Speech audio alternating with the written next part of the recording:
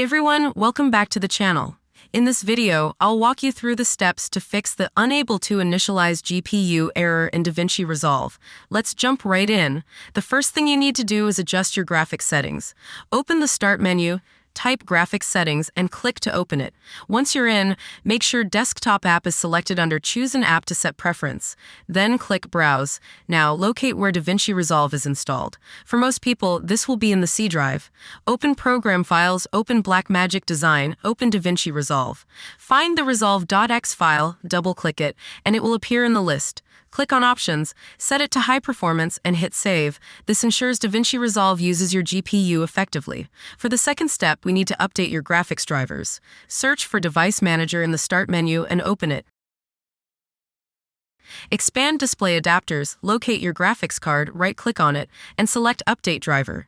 Choose Search for Drivers automatically to ensure you have the latest drivers installed. This can resolve GPU-related issues in DaVinci Resolve. Additionally, make sure DaVinci Resolve is updated to the latest version. You can check for updates within the app or by visiting the Blackmagic Design website.